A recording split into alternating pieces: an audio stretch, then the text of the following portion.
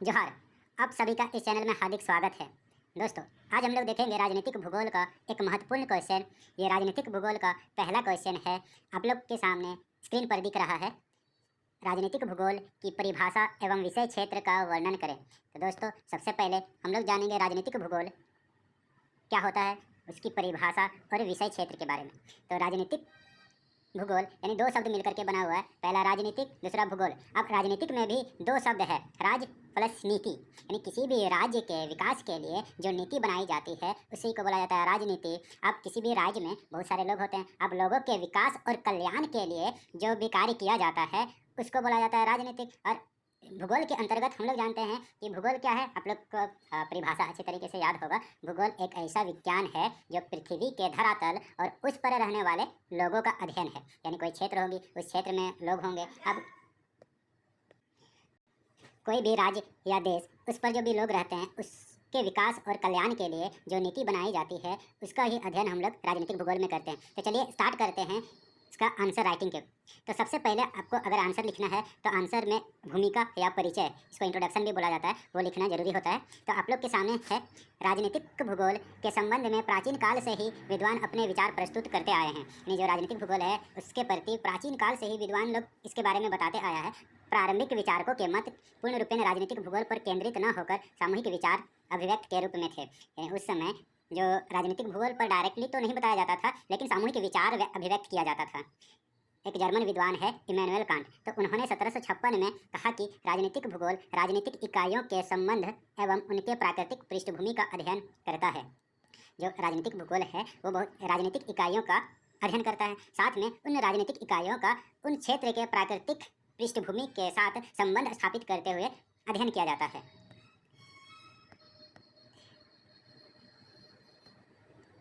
आगे दिया हुआ है, इसके पश्चात अनेक जर्मन, अमेरिकन, ब्रिटिश एवं अन्य देशों के अनेक भूगोलवेताओं ने राजनीतिक भूगोल को परिभाषित किया तथा उसके विषय सामग्री को स्पष्ट किया। ये जर्मन विद्वान के अतिरिक्त अमेरिका के विद्वान, ब्रिटिश के विद्वान और अन्य देश के बहुत सारे ऐसे भूगोलवेता हुए जो राजनीतिक भूगोल के बारे में बताए, परिभाषा दिए और उसके विषय क्षेत्र के बारे में भी उन लोगों ने कुछ कुछ बताया। तो चलिए देखते हैं परिभाषा। हम लोग के सामने पहला परिभाषा दिया हुआ है NJG पॉन्ट्स के अनुसार। तो इन्होंने बताया, राजनीतिक भूगोल राजनीतिक दृष्टि से संगठित क्षेत्र, उनके संसाधनों, विस्तार एवं उस कार्य से संबंधित है जिसके कारण एक विशिष्ट भौगोलिक स्वरूप का विकास होता है। यानी बता रहे हैं कि जो राजनीतिक भूगोल है वो राजनीतिक दृष्टि से संगठित क्षेत्र। संगठित क्षेत्र का मतलब क्या होता है कि कोई भी कंट्री होते हैं, उस कंट्री का अपना राजनीतिक प्रक्रियाएं होती है। जैसे कि आप लोग सुने होंगे, हम लोग का देश है जो लोकतांत्रिक देश है। अब यहाँ पर बहुत सारे राजनीतिक पार्टी हुआ करते हैं, जैसे आप लोग कांग्रेस, बीजेपी, आम आदमी पार्टी, ये सब सुने। तो यानी किसी भी पार्टी का जो निर्माण किया जाता है, उस पार्टी का मुख्य उद्देश्य क्या होता है कि कोई भी देश या क्षेत्र का विकास करना है। अब विकास किस रूप में करना है कि वहाँ पर रहने वाले लोगों के विकास और कल्याण के हित में जो नियम बनाए जाते हैं और उस नियम को अप्लाई किया जाता है व्यावहारिक रूप से, तब वो लोगों के विकास और कल्याण के हित में होती है। तो इस प्रकार राजनीतिक भूगोल के अंतर्गत हम लोग उसी के बारे में स्टडी करते हैं। आगे दिया हुआ है, उपरोक्त परिभाषा से स्पष्ट है कि राजनीतिक भूगोल राज्य से संबंधित होता है। यानी जो राजनीतिक भूगोल है वो किसी राज्य से या देश से संबंधित हो सकता है। राज्य के कुछ विशिष्ट कार्य होते हैं। आप लोग जानते हैं कि राज्य में बहुत सारे कार्य किए जाते हैं राज्य के विकास के लिए, जिनमें प्रमुखतम जनसंख्या पोषण एवं रक्षा है। यानी जो भी राज्य में जनसंख्या पाई जाती है उसका पोषण किस प्रकार हो सकता है, उनकी रक्षा किस प्रकार की जानी चाहिए, उसके बारे में राजनीतिक भूगोल के अंतर्गत हम लोग पढ़ते हैं। इसके लिए राज्य को प्राकृतिक एवं आर्थिक साधनों पर निर्भर रहना पड़ता है। यानी किसी भी राज्य का विकास तभी हो सकता है जब उस राज्य क्षेत्र के अंतर्गत प्राकृतिक संसाधन और आर्थिक संसाधन उत्तम मात्रा में हो, तभी उसका विकास अच्छे तरीके से हो सकता है। तो किसी भी राज्य का विकास करने के लिए इन पर निर्भर रहना पड़ता ही है। आगे दिया हुआ है, राज्य के संसाधनों पर ही राज्य का विकास एवं शक्ति निर्भर करती है। अतः राजनीतिक भूगोल में उन समस्त प्राकृतिक और आर्थिक संसाधनों का अध्ययन किया जाता है जो राज्य से संबंधित है। यहाँ पर बताया जा रहा है कि सिर्फ राज्य के अंतर्गत जो भी राजनीतिक पार्टी या फिर राजनीतिक प्रक्रिया है उसका तो स्टडी होता ही है, साथ साथ में राज्य के अंतर्गत जितने भी प्राकृतिक संसाधन होते हैं और आर्थिक संसाधन होती है उसका भी अध्ययन राज्य के अंतर्गत किया जाता है। इसके अतिरिक्त उस कार्य का भी अध्ययन करता है जिससे राज्य का विशेष स्वरूप विकसित होती है। अतः राज्य के प्राकृतिक स्वरूप अर्थात स्थिति, धरातल, जलवायु, मिट्टी का उपजाऊपन, जल शक्ति आदि आर्थिक साधनों का अध्ययन इसके अंतर्गत किया जाता है। यानी राज्य का जो भी स्थिति होती है, अब स्थिति से क्या तात्पर्य है कि आप लोग जानते हैं कि इस ग्लोब के अंतर्गत बहुत सारे वर्ल्ड में कंट्रीज हैं। अब उसका लोकेशन कहाँ पर है उसके बारे में अध्ययन किया जाता है। साथ में वहाँ पर धरातल किस प्रकार की है, धरातल कहने का तात्पर्य कि वो पर्वतीय क्षेत्र है कि पठारी क्षेत्र है या मैदानी क्षेत्र है, वो किस प्रकार की है उसके बारे में जानते हैं। फिर वहाँ की जलवायु किस प्रकार की है, मृदा किस प्रकार का है, जल शक्ति किस प्रकार की है, उन सब का अध्ययन हम लोग राजनीतिक भूगोल के अंतर्गत करते हैं। उन्हें इसमें राजनीतिक भूगोल के अंतर्गत, क्योंकि हम लोग कोई राजनीतिक पार्टी का या राज्य के विकास का बात करते हैं, तो सिर्फ राजनीतिक प्रक्रिया के अलावा इन सबका भी तो उस पर प्रभाव पड़ता है, इसलिए सबका अध्ययन जरूरी होता है।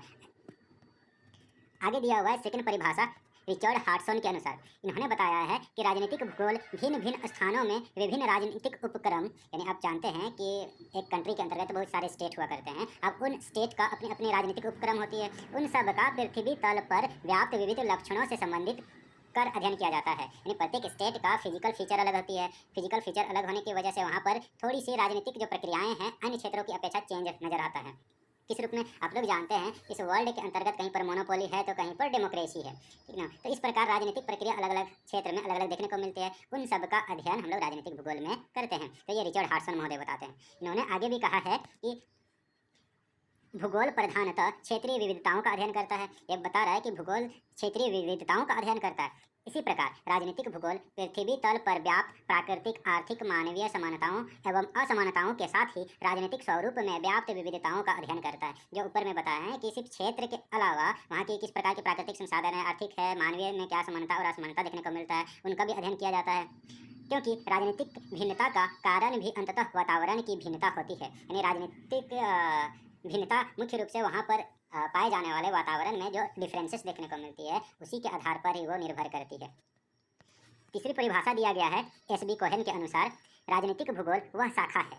यानी राजनीतिक भूगोल किसकी शाखा है, मानव भूगोल की एक शाखा है जो राजनीतिक उपक्रमों को भौगोलिक परिवेश में प्रस्तुत करती है। जो राजनीतिक अलग अलग उपक्रम है उनका भौगोलिक परिवेश के साथ किस प्रकार संबंध है उसके साथ अध्ययन किया जाता है। स्थान स्थान पर राजनीतिक उपक्रमों की भिन्नता राजनीतिक भूगोल की मूल भावना है। और एक परिभाषा है रिचर्ड मूर के अनुसार। इन्होंने बताया है कि राजनीतिक भूगोल राजनीतिक एवं भौगोलिक उपक्रमों के मध्य स्थानगत एवं क्षेत्रीय अंतर संबंध को स्पष्ट करता है। यानी जो राजनीतिक भूगोल है तो इसके अंतर्गत हम लोग क्या देखते हैं, राजनीतिक एवं भौगोलिक उपक्रम में एक स्थान और दूसरे स्थान पर वो किस प्रकार अंतर संबंध है उसका अध्ययन किया जाता है। अब हम लोग देखते हैं परिभाषा के अतिरिक्त राजनीतिक भूगोल का विषय क्षेत्र, यानी जिसको हम लोग बोलते हैं स्कोप ऑफ पॉलिटिकल ज्योग्राफी। तो इसमें दिया गया है कि राजनीतिक भूगोल की उपरोक्त वर्णित परिभाषाओं के अध्ययन से स्पष्ट होता है कि राजनीतिक भूगोल राज्य एवं प्राकृतिक वातावरण में संबंध को व्यक्त करता है। हम लोग ऊपर भी देख चुके हैं कि राजनीतिक भूगोल के अंतर्गत कोई राज्य और उस राज्य का जो भी प्राकृतिक वातावरण है और मानवीय वातावरण है उसके साथ संबंध स्थापित करके अध्ययन करते हैं। यह संबंध मुख्यतः दो प्रकार का होता है। प्रथम, आंतरिक अर्थात राज्य का आंतरिक प्रशासन, प्राकृतिक साधन एवं जनसंख्या, ये सब का अध्ययन करते हैं। यानी प्रथम पॉइंट में बताया है कि कोई राज्य है, अब राज्य में अपनी आंतरिक प्रशासन होती है, अपना प्राकृतिक संसाधन होती है, जनसंख्या होती है, उसका अध्ययन करता है। दूसरा इसमें बता रहा है कि एक राज्य का दूसरे राज्य के साथ किस प्रकार का संबंध है उसके बारे में भी अध्ययन किया जाता है राजनीतिक भूगोल के अंतर्गत।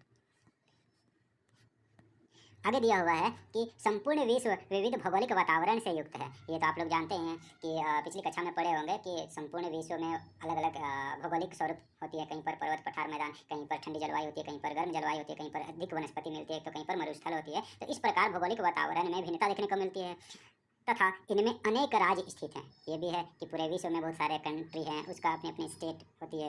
प्रत्येक आधुनिक राज्य में 3 प्रमुख तत्व अर्थात मानव राजनीतिक व्यवस्था होती है। यानी जो बता रहा है कि राज्य के अंतर्गत मुख्य रूप से 3 तत्व होते हैं। अब 3 तत्वों में क्या क्या होते हैं, पहला क्षेत्र होती है। अब क्षेत्र के अंतर्गत लोग होंगे। अब लोग किस प्रकार वहाँ पर अपनी व्यवस्था को बनाए हुए हैं, तो राजनीतिक व्यवस्था। तो इन सब का अध्ययन राजनीतिक भूगोल के अंतर्गत किया जाता है। किसी एक तत्व के अभाव में राज्य अस्तित्व रहित हो जाता है। बता रहा है कि अगर इन तीनों में से कोई एक नहीं होगा तो राज्य का अस्तित्व ही समाप्त हो जाएगा। साथ ही विश्व में कोई भी 2 राज्य वातावरण में समानता नहीं रखते। यानी कोई भी राज्य एक क्षेत्र से दूसरे क्षेत्र, यानी एक राज्य से दूसरे राज्य में भिन्नता पाई जाती है, यानी समानताएं नहीं होती है। आगे दिया हुआ है कि राज्य की शक्ति, संपन्नता अथवा निर्बलता वहाँ की भौगोलिक वातावरण द्वारा ही निर्धारित होती है। बता रहा है कि राज्य की शक्ति या राज्य का विकास वहाँ की संसाधन और भौगोलिक वातावरण पर निर्भर करती है। अतः राजनीतिक भूगोल का क्षेत्र अत्यधिक व्यापक है। यद्यपि इसके अध्ययन की इकाई राज्य होता है, किंतु विश्व में अनेक राज्य हैं तथा प्रत्येक राज्य एकाकी नहीं रह सकता, अतः संपूर्ण विश्व का अध्ययन इसके अंतर्गत किया जाता है। राजनीतिक भूगोलवेत्ता एक राज्य अथवा अनेक राज्यों में होने वाले विविध क्रियाकलापों का अध्ययन एवं विश्लेषण कर परिणाम निकालते हैं। आगे दिया हुआ है कि राजनीतिक भूगोल का अध्ययन क्षेत्र निम्नलिखित है। तो पहला पॉइंट इसमें दिया हुआ है कि राज्य का भौगोलिक विस्तार एवं भौगोलिक वातावरण का अध्ययन, यानी राजनीतिक भूगोल के अंतर्गत राज्य का क्षेत्रफल कितना है, उसका भौगोलिक विस्तार कितना है और वहाँ के जो वातावरण है उसका अध्ययन किया जाता है। इसके अंतर्गत राजनीतिक सीमाओं का भी अध्ययन किया जाता है। आप लोग पॉलिटिकल मैप देखे होंगे तो इंडिया का या वर्ल्ड का, तो उसकी अपनी एक सीमा होती है। उस सीमा क्षेत्र के अंतर्गत राजनीतिक प्रक्रियाएं जितनी भी होती है वो भी राजनीतिक भूगोल के अंतर्गत हम लोग पढ़ते हैं। दूसरा विषय क्षेत्र दिया हुआ है कि प्राकृतिक संसाधन जिनके द्वारा राज्य जनसंख्या की आवश्यकताओं को पूरा करता है, इनमें राज्य की स्थिति, आकार, विस्तार से लेकर खनिज, कृषि, परिवहन आदि का अध्ययन करता है। इसके माध्यम से राज्य का विकास होता है तथा यह राज्य की रक्षा के साधन होते हैं। तीसरा पॉइंट दिया हुआ है कि राज्य की जनसंख्या का सामाजिक एवं प्रजातीय स्वरूप जिनके द्वारा राज्य का आंतरिक प्रशासन प्रभावित होता है। आप लोग जानते हैं कि राज्य के अंतर्गत जो भी जनसंख्या होती है उनकी अपनी अपनी एक सामाजिक व्यवस्थाएं होती है, जिसके द्वारा क्या होती है कि राजनीतिक जो प्रक्रियाएं हैं, जैसे आप लोग देखे होंगे कभी भी वोटिंग होता है तो हर समाज के लोग बोलते हैं कि ये मेरे जाति के हैं। इस प्रकार का जाति के आधार पर जो वोटिंग होता है तो ये राजनीतिक प्रक्रियाओं को प्रभावित करता है। तो यही बता रहा है कि जो सामाजिक प्रक्रिया है प्रजातीय स्वरूप है वो आंतरिक प्रशासन को प्रभावित करता है तथा राष्ट्रीय शक्ति के लिए यह एक महत्वपूर्ण तथ्य है। इसके अंतर्गत भाषा, धर्म, जाति अधिक तत्वों का अध्ययन किया जाता है, यानी इन सब का भी अध्ययन हम लोग राजनीतिक भूगोल के अंतर्गत करते हैं। चौथा पॉइंट दिया हुआ है कि राज्य पूर्णतः स्वयं के आंतरिक साधनों पर ही निर्भर नहीं करता, अपितु अन्य राज्यों से राजनीतिक समझौते द्वारा उनकी पूर्ति करता है। बता रहा है कि कोई भी राज्य होती है सिर्फ अपने राज्य क्षेत्र के अंतर्गत जो संसाधन है उसका तो उपभोग करता ही है, साथ में अन्य राज्यों से भी किसी न किसी रूप से जुड़ी हुई रहती है। तो उसके बारे में ये बताया गया है। आगे दिया हुआ है कि इनका प्राचीन स्वरूप उपनिवेश था जो अब समाप्त हो गया है। यह समझौते कभी आर्थिक रूप से कभी राजनीतिक रूप से किए जाते हैं, अतः राजनीतिक भूगोल किस प्रकार के समझौतों का भौगोलिक स्वरूप स्पष्ट करता है। दोस्तों यहाँ पर किसके जगह में इस होगा, इस प्रकार के समझौतों का भौगोलिक स्वरूप स्पष्ट करता है। यानी राजनीतिक भूगोल के अंतर्गत बताया गया कि कोई भी राज्य है वो दूसरे राज्य के साथ समझौता करता है। समझौता किसी नियम के अकॉर्डिंग अब उसके हिसाब से अपनी आवश्यकताओं को पूरा करता है, ठीक, और सहायता भी करती है। अगला पॉइंट दिया हुआ है कि राजनीतिक भूगोल वर्तमान विश्व की राजनीतिक घटनाओं का भौगोलिक कारण स्पष्ट करता है। राजनीतिक भूगोल के अंतर्गत क्या होती है कि जितना भी अभी वर्तमान समय में जो राजनीतिक घटनाएं होती है उसका भौगोलिक कारण क्या है, क्यों घटित हुआ, इसका भी अध्ययन हम लोग करते हैं।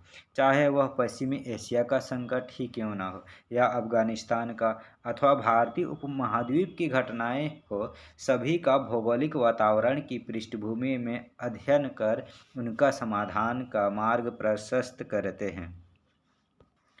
छठा पॉइंट दिया हुआ है कि राजनीतिक निर्णय में भौगोलिक उपक्रमों की महत्वपूर्ण भूमिका होती है। यानी कोई भी राज्य के अंतर्गत जो भी राजनीतिक निर्णय लिए जाते हैं वहाँ की भौगोलिक उपक्रम है या जो भी भौगोलिक विशेषताएं हैं उसको ध्यान में रखा जाता है, उसके हिसाब से निर्णय लिए जाते हैं, जिसका अध्ययन राजनीतिक भूगोल में विशिष्टता से किया जाता है। आगे दिया हुआ है कि निर्वाचन भूगोल के अंतर्गत होते हैं, जैसे कि जो वोटिंग प्रक्रिया है उसको हम लोग निर्वाचन भूगोल के अंतर्गत देखते हैं। राजनीतिक भूगोल का एक महत्वपूर्ण पहलू है जिसमें निर्वाचन को प्रभावित करने वाले भौगोलिक तत्वों के साथ साथ निर्वाचन परिणाम का क्षेत्रीय विश्लेषण एवं मानचित्रण तथा व्यवहारात्मक पक्ष का विश्लेषण या विवेचन किया जाता है। नेक्स्ट दिया हुआ है कि अंतर्राष्ट्रीय संगठन। आप लोग जानते हैं बहुत सारे देश में अंतर्राष्ट्रीय संगठन होते हैं, जैसे यूएनओ है, WHO है, IMO है, IMF है। ये सारे जो अंतर्राष्ट्रीय संगठन है उसकी भी अपने अपने नियम होती है किसी भी क्षेत्र या देश को विकास करने के लिए। तो उन अंतर्राष्ट्रीय संगठनों की व्यवहारिक भूमिका राजनीतिक भूगोल का एक महत्वपूर्ण विषय है। यानी इन सब का भी अध्ययन हम लोग राजनीतिक भूगोल के अंतर्गत करते हैं। विश्व के अशांत क्षेत्र का कारण, विश्लेषण एवं समस्याओं का समाधान राजनीतिक भूगोल का विषय क्षेत्र है। यानी विश्व क्यों अशांत हो रहा है, जैसे आप लोग अभी जानते हैं कि इजराइल और हमास के बीच में जो युद्ध हो रहा है उसका कारण क्या है, उसका क्या परिणाम हो सकता है, उसका भी अध्ययन हम लोग राजनीतिक भूगोल के अंतर्गत करते हैं। अब आता है इसका निष्कर्ष में बताया गया है कि राजनीतिक भूगोल राज्य की समस्त गतिविधियों, यानी राज्य के विकास के लिए जितना भी प्रक्रियाएं या गतिविधि होती है उसका राज्य के अंतर संबंध, क्षेत्रीय सहयोग एवं विश्व संगठनों का अध्ययन करता है। वर्तमान राजनीतिक भूगोल सैद्धांतिक निरूपण न होकर व्यवहारिक यहाँ पर दोस्तों पशुओं के जगह पहलुओं को अधिक महत्व देता है। यहाँ पर पशु ना होकर के पहलू होगा।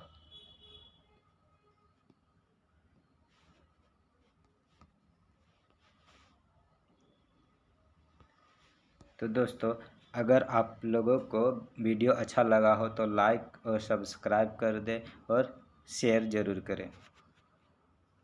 तो चलिए हम लोग फिर मिलते हैं नेक्स्ट नई वीडियो के साथ, तब तक के लिए जय हिंद।